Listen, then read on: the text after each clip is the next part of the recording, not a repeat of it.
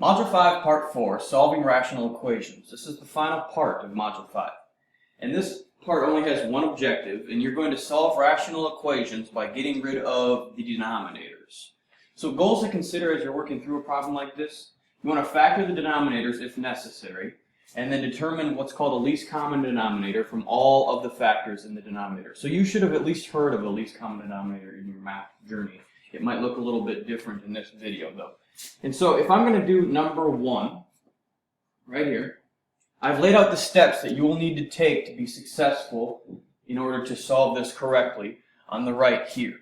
And if you notice in number 1, it is a rational equation because there are 3 pieces, piece 1, 2, 3, and they're all rational expressions. They have a numerator and a denominator. It's an equation because of the equal sign, and they have numerators and denominators. So the goal is to get this rational equation into something that looks like this, which you're more familiar with, just a linear equation. It's still an equation, but there's no denominator. So at the end of 2b, as you're doing this process, you should be thinking, did I do this right? And if I did this right, I should have no denominators left over in my equation. And so, if I was going to do number 1, step by step, the way that I would want you to do it, I would first start by rewriting the denominators in factored form, and then stating the excluded values from factored form. That is step 1. So, in order to do that, I would have to look at all the denominators. I see that there's 3 of them, 1, 2, and 3. 2 of them are already factored. X minus 4s are already they're a factor. The middle one, in chunk 2, is not factored. It looks to be a quadratic trinomial, so I know that I can factor it by using Mac. I'm going to scoot that over a little bit. So Mac app. So for my Mac, it's the a times the b, or a times the c term, so that's 1 times 20, which is 20. And my add is the b term, which is negative 9. So from there, I find the factors. I start with 1 and 20. 1 plus 20 does not equal negative 9. So I go down to 2 and 10. 2 times 10 is 20, but it does not add up to negative 9. 3 is not a factor. And then finally 4 and 5. 4 times 5 is 20, but 4 plus 5 adds up to a positive 9. So I know I have to make both of these negative, because negative 4 times negative 5 is still 20, but it adds up to negative 9. So I have found my 2 factors. So now, the first step, rewrite denominators in factored form, if necessary. It was necessary in this case, so I'm going to rewrite everything. Now, part 1 up here, I didn't do anything to, so I'm just going to rewrite it as normal. I'm going to leave a little bit of space in between each part because I'm going to eventually multiply each piece by what's called the least common denominator.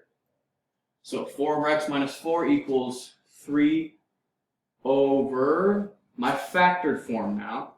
I have an x minus 4 from here and an x minus 5 from this factor. So instead of x squared minus 9x plus 20, I now have x minus 4 times x minus 5 in that denominator. And then finally, I have a 1 over x minus 4. Because I didn't touch that piece. Alright? So please be following along. Your work should look exactly like mine now. I'm almost done with step 1. I have rewrote it in factored form, and now I need to state the excluded values. So again, for excluded values, I check to see how many factors exist in my denominator. There's 1, 2, 3, 4. So there's 4 factors, which usually means I would have 4 excluded values, but if you notice, x minus 4 shows up 3 times. And so when that's the case, if a factor shows up more than once, I only have to state the excluded value for that factor 1 time. So I know from this factor, x minus 4, x can't equal positive 4. And that satisfies this factor and this factor as well. And then this factor, x minus 5, I know x can't equal positive 5. And so, at this point, I have done step 1. I've rewrote denominators in factored form, and I've stated the excluded values. Alright, so let's go on to part 2, or step 2a, which is technically our new learning for this process, and it's determining the least common denominator. So the least common denominator, I have to think about two things. One, how many pieces exist in the denominators? And I look at that from step 1 in factored form, and I already counted them, there are 4. And 2, I know that the least common denominator has to have every piece that exists in the denominator, but if a piece shows up more than once, I only have to write it one time.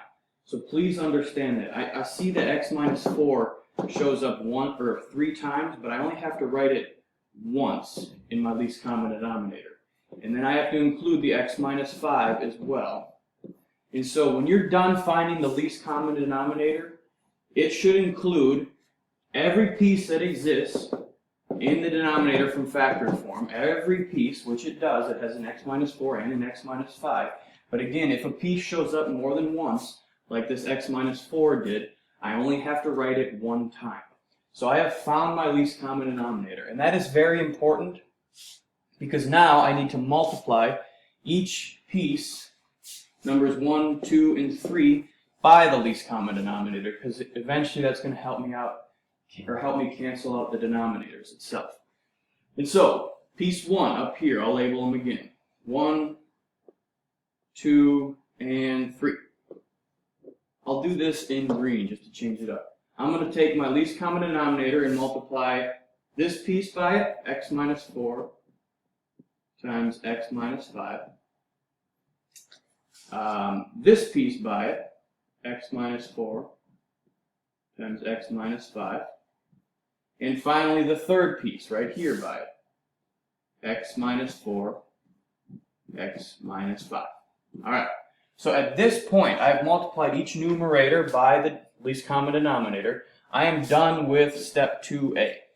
I've found it and I've multiplied each piece by it. Now step 2b is the final step in this process. I'm going to cancel out like terms, and this is where you should be able to check your work. If you did all of this correctly, this should get rid of all of the denominators, and it should be rewritten as something like this, a linear expression with no denominators. So keep that in mind as you're doing this. So let's try it.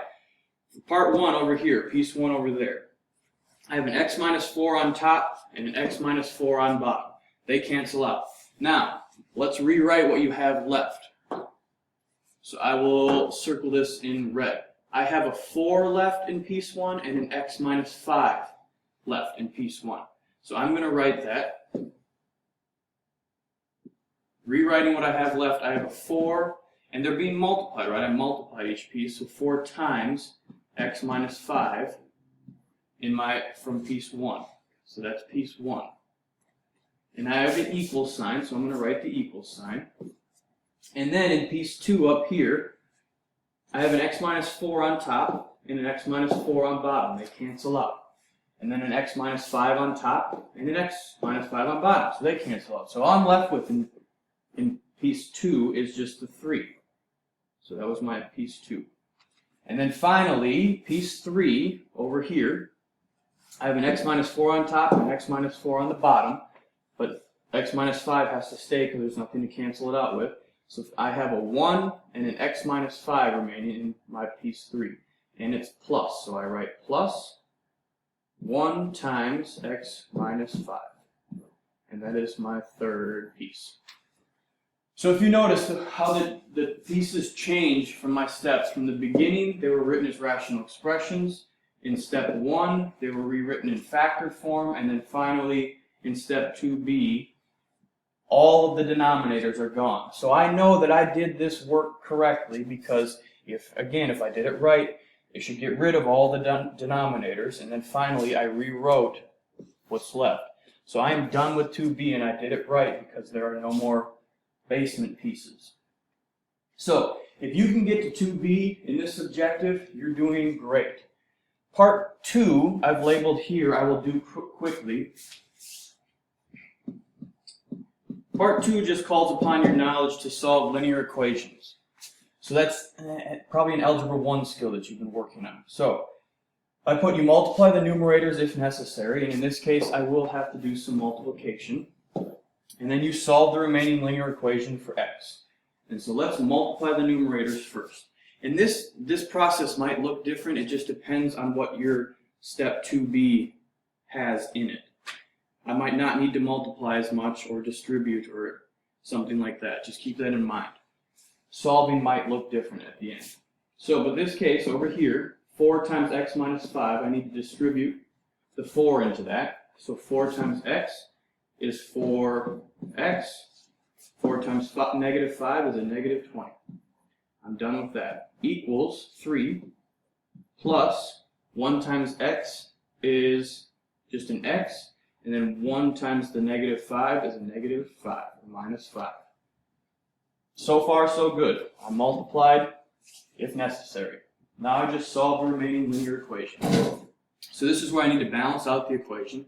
I have to put variables on one side and numbers on the other side. But before I do that, I'm going to combine like terms. On my right side there, I have two numbers. So I'm going to rewrite the left side, 4x minus 20 equals 3 minus 5 is a negative 2, and then I still have my plus x. Now I can move variables to one side, numbers to the other. I'm going to move numbers to the right side, so I'm going to plus 20 to both sides. Line it up nicely like I'm doing here, underneath like terms. Since I added 20 to both sides, since I moved numbers, to the right side, I'm going to move the variables to the left side. So let's cross out what crosses out. That goes away. That goes away. I have a 4x minus x on the left side. That gives me 3x, and equals negative 2 plus 20 is a positive 18. I have to divide by 3 to get rid of the 3 and get my variable isolated by itself. Whatever I do to one side, I have to do to the other. Cancels out. So finally, I have x equals 6.